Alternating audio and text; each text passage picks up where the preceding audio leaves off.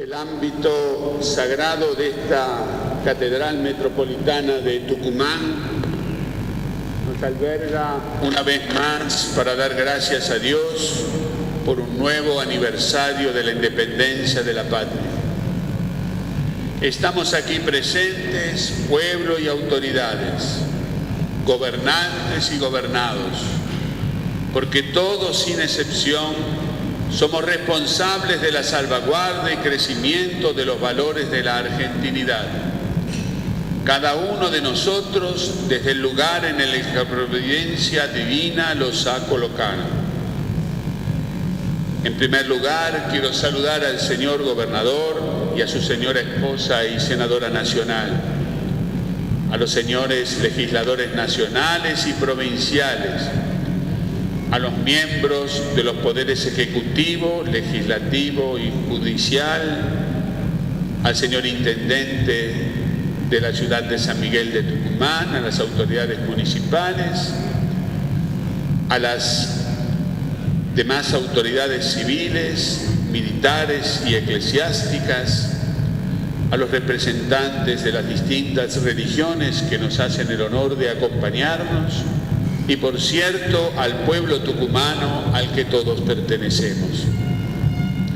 Hermanos muy queridos, el 9 de julio de 1816 se abrió un nuevo capítulo de la historia argentina que se remonta, como me gusta siempre señalar, a los orígenes de la gran patria latinoamericana, gracias al encuentro fecundo y esperanzado de las etnias persistentes con los evangelizadores que trajeron a este bendito continente americano la fe cristiana y católica, que impregnó nuestra realidad, nos constituyó como pueblo y selló de modo definitivo nuestra identidad.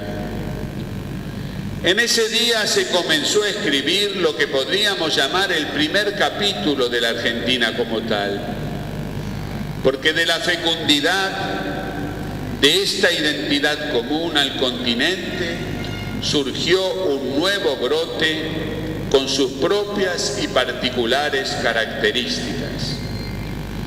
29 congresistas, 12 de los cuales eran sacerdotes, tomaron una decisión que afectaría a millones de personas, la de iniciar una nueva nación.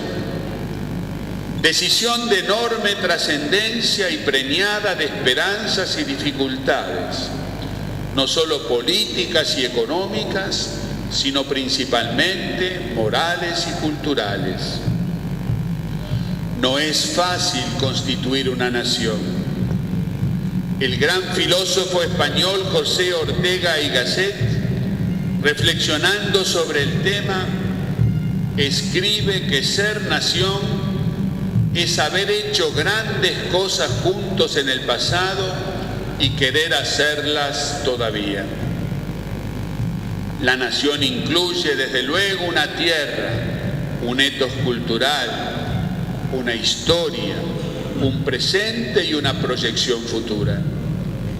La temporalidad tiene ese dinamismo y lo que constituye a una nación y consiguientemente a un pueblo es el vínculo espiritual y fraterno que une a sus miembros y que tiene profundas consecuencias en la realidad colectiva y personal, puesto que modela ambas.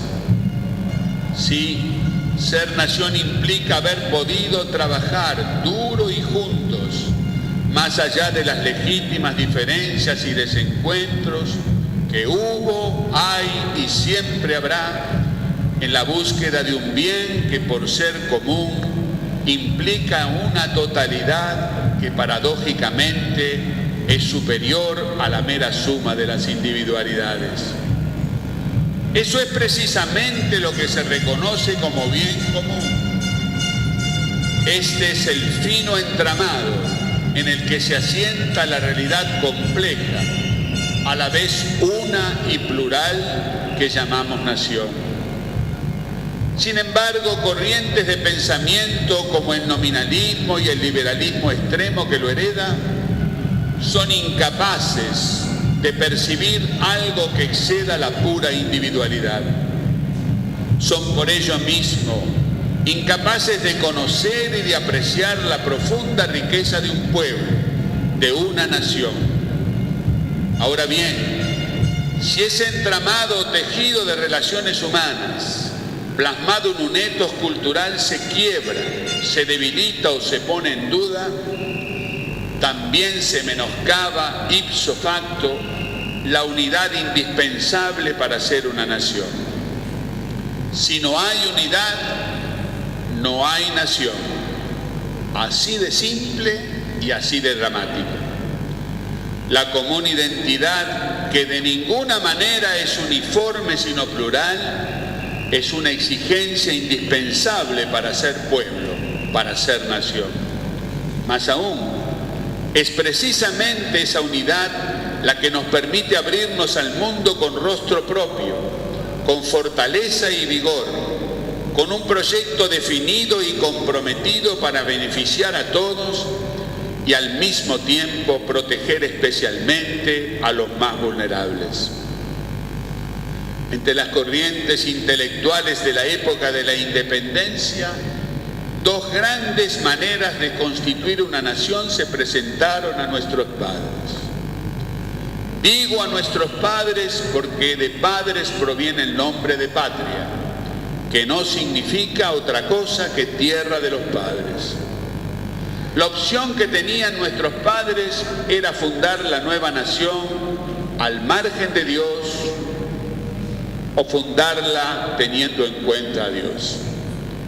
La Constitución de 1853, que tanto costó, pero que juntos supimos darnos como pueblo, superadas las grandes diferencias y enfrentamientos que nos marcaron desde los mismos orígenes, consagró para siempre la segunda opción. Así la Argentina se dio a sí misma una Constitución nacional, invocando la protección de Dios, fuente de toda razón y justicia. Este matiz particular forma parte de nuestra identidad, de nuestra idiosincrasia como argentinos. Está en nuestra forma de ser, en nuestra historia, en las ideas y sentimientos que edificaron este bendito país.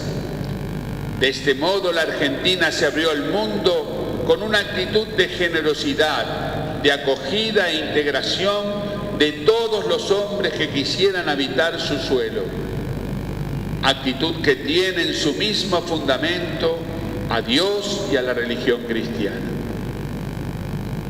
Quiero dejar bien en claro que no afirmo esto por razones meramente históricas.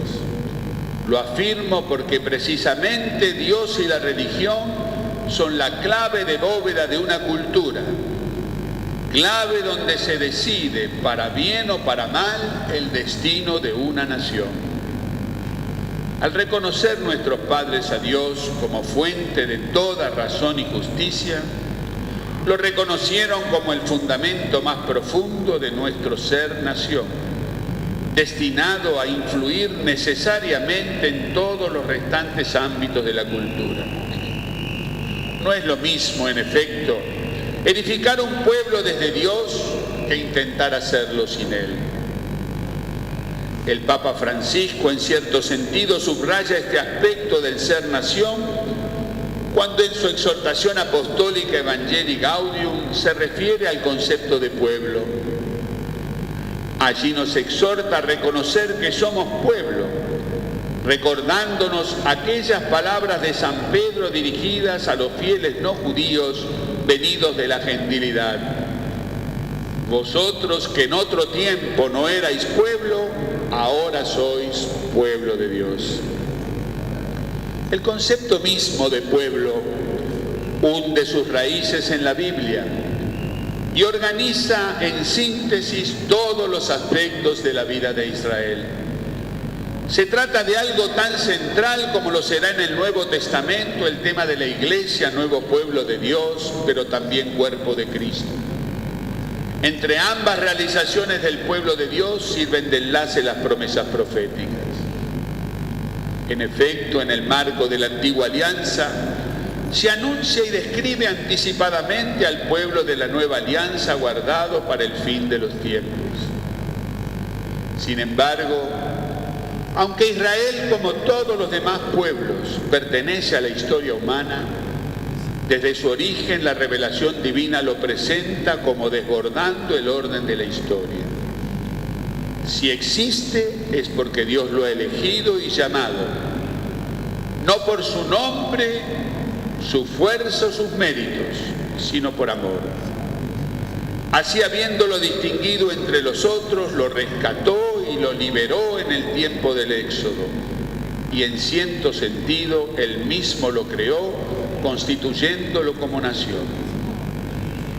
La conciencia de una vital dependencia respecto de Dios acompaña, por tanto, a Israel en la toma de conciencia de ser nación. La alianza que le regala Dios se identifica con su mismo acto de fundación y subraya que a partir de ese momento ya todo se situará para Israel en un plano doble, el de la historia y el de la fe.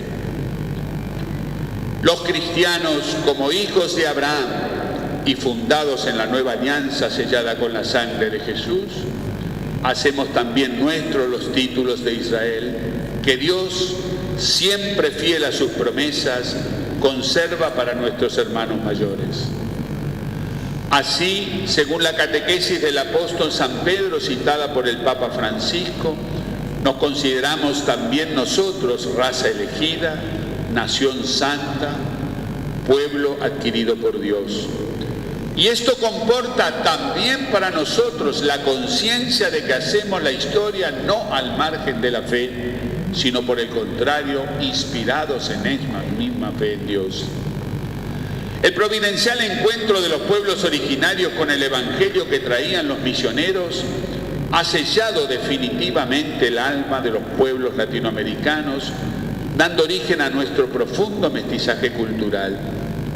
Este, sin embargo, no ha impedido que acogiéramos en nuestra historia como nación a las más diversas tradiciones religiosas, dando así inicio a un fecundo diálogo interreligioso que tiene como presupuesto común y compartido por todos, muy especialmente por las tres grandes religiones monoteístas, a Dios providente, Señor de la historia. En este contexto, los tucumanos reconocemos que no fueron secundarias las razones que motivaron que la inauguración del Foro de Habitantes a Ciudadanos fuera impulsada de cara al bicentenario de la patria por cristianos, judíos e islámicos. Con esta riqueza de patrimonio común es como queremos seguir construyendo la nación. Fieles a la profesión de fe de los constituyentes de 1853 en Dios, fuente de toda razón y justicia. Estamos convencidos de que solo unidos a Dios y sabiéndonos entre nosotros hermanos, podremos impregnar nuestro accionar con la ley divina en la que se fundamentan últimamente las únicas virtudes capaces de vivificar nuestra sociedad y en consecuencia nuestros emprendimientos como Argentina. Sin embargo, la riqueza de nuestro patrimonio común es hoy puesta en cuestión por algunos y directamente negada por otros, con la intención de instaurar entre nosotros ideologías que son totalmente ajenas a nuestra identidad, historia y conciencia nacional. Por ello no puedo sino lamentar que en este momento particularmente importante de nuestra historia patria haya quienes pretendan encontrar los fundamentos de nuestra nacionalidad en meras regulaciones que se derivarían supuestamente de disputas de poder entre grupos que han perdido de vista el bien común del cuerpo social. Cuando se afirma arbitrariamente la ley positiva como única fuente de derecho, negando a Dios y a la ley natural, se abre la puerta a toda arbitrariedad y se atacan los fundamentos últimos sobre los que reposa la argentinidad bien entendida, nuestra más pura tradición, nuestro rostro, nuestra identidad como pueblo. Además, una sociedad arraigada firmemente en Dios no puede ser sino una sociedad naturalmente inclusiva, integradora, no discriminadora. Y esta sociedad se convierte por ello mismo en una sociedad dialogante, donde el encuentro en torno de una verdad anterior y superior al mismo diálogo puede fundar un sólido consenso en el que, a pesar de toda legítima diferencia, podamos encontrar el punto de apoyo para seguir caminando juntos. Una sociedad así busca la comunión y trata de solucionar el conflicto. Lamentablemente, esta visión se deja de lado cuando se pretende construir desde el conflicto. En cambio, todo es posible para un pueblo que busca la comunión entre sus miembros. También asistimos a una acentuación siempre bienvenida del respeto por los derechos humanos. Pero lamentablemente no siempre se trata de todos los derechos, porque, por ejemplo, el elemental derecho a la vida y el derecho a la libertad religiosa, como ha quedado en evidencia con la burla y blasfemia contra la Santísima Eucaristía en la Catedral de La Plata, no siempre son respetados. Si perdemos el sentido del respeto por lo sagrado, vamos camino a una disolución y de ninguna manera a una integración. Me pregunto si la proliferación de leyes, disposiciones y documentos sobre la necesidad de no discriminar, de integrar y de incluir, más allá de que en algunos casos las mismas formulaciones presenten serios reparos de conciencia para muchos ciudadanos, no nos advierten precisamente que hemos perdido en nuestra sociedad y especialmente en nuestra convivencia los valores humanos más fundamentales. También con dolor advierto que en muchas oportunidades los cristianos somos burlados, discriminados y hasta marginados del proyecto de nación. Se nos quiere relegar a la vida privada en el más estricto sentido del término, descartándonos al menos poniéndonos dificultades como actores de la vida pública del país. Así cuesta mucho a un político cristiano contrarrestar el clima que generan algunos políticos, no todos, gracias a Dios, muchas veces hostil a los propios principios. Cuesta mucho a un médico cristiano practicar su profesión de un modo no reñido con sus propias convicciones. Cuesta mucho a un docente creyente no sucumbir ante corrientes pedagógicas hoy en boga que son cuestionables en su cosmovisión y que dejan poco margen a la ley natural y a la religión que pertenecen a nuestras más caras tradiciones patrias. Cuesta mucho a los padres cristianos llevar adelante la educación de sus hijos fundada en los principios religiosos.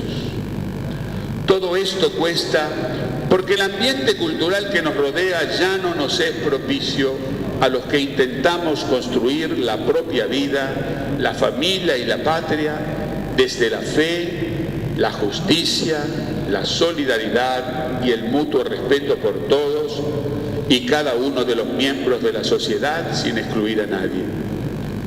Todos sabemos que se trata de un problema que no es exclusivamente de la Argentina, sino que afecta en general a la civilización occidental, que ha emprendido el rumbo de la negación de los principios en los cuales originariamente se había sentado, que, como recordaba el Papa Benedicto XVI, son la fe judeocristiana, la racionalidad griega y el derecho romano.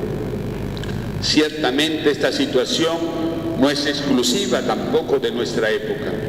El cristiano sabe que no siempre fue fácil la aceptación social de los principios evangélicos, pero esta no puede ser una excusa para reducir nuestro compromiso al templo y mucho menos a la sacristía.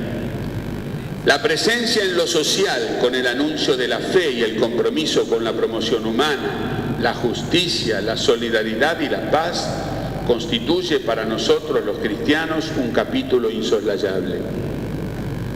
El Papa Francisco en Evangelii Gaudium nos habla del gusto de ser pueblo y nos dice que en nuestra relación con el mundo se nos invita a dar razón de nuestra esperanza y de nuestra fe, pero no como enemigos que señalan y condenan, Nos advierte el apóstol Pedro: hacedlo con dulzura y respeto.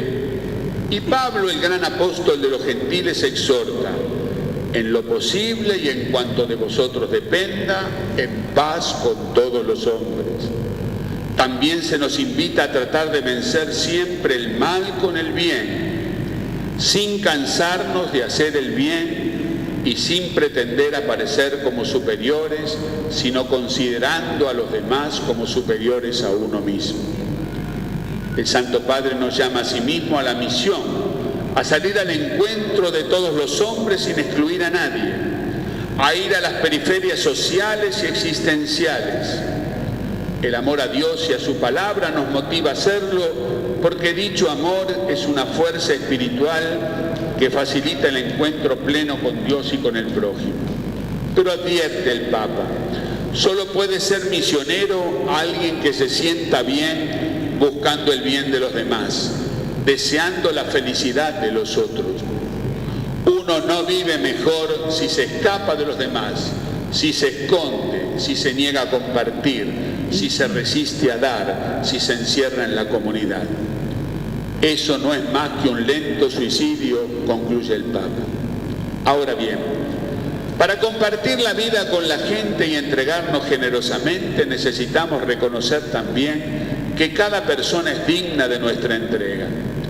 No por su aspecto físico, por sus capacidades, por su lenguaje, por su mentalidad o por las satisfacciones que nos brinde, sino porque es obra de Dios, criatura suya. Él la creó a su imagen y refleja algo de su gloria. Todo ser humano es objeto de la ternura infinita del Señor y Él mismo habita en su vida. Jesucristo dio su preciosa sangre por esa persona. Más allá de toda apariencia, cada uno es inmensamente sagrado y merece nuestro cariño, nuestra entrega. Por ello, si logro ayudar, escribe el Papa, a una sola persona a vivir mejor, eso ya justifica la entrega de mi vida. En este Día de la Patria, en que la Iglesia acompaña a los argentinos dando gracias a Dios por el don de la libertad, de la comunión, de la fraternidad, del ser nación, me dirijo a todos, pueblo y autoridades, a que juntos sigamos el sendero que nos trazaron nuestros padres. A los católicos especialmente les pido que reflexionen sobre su propio compromiso de ser sal y luz en esta sociedad y en este momento histórico que vivimos de cara al bicentenario de la independencia. Cada uno desde el lugar que Dios lo ha puesto. Creo que la sociedad tiene todo el derecho de esperar una rica y auténtica contribución de los católicos al afianzamiento del bien común de todos. Mantengámonos entonces firmes en esta hora de la historia, sin claudicar de nuestras responsabilidades como ciudadanos y como cristianos. Porque recordemos el Evangelio: si la sal pierde su sabor, ¿con qué se la volverá a salar? Termino con palabras del himno del Congreso Eucarístico que Dios mediante celebraremos en el 2016 y al que esperamos pueda asistir el Papa Francisco. Argentina, canta y camina. Contigo está Jesús. Señor de nuestra historia, necesitamos tu amor. Amén.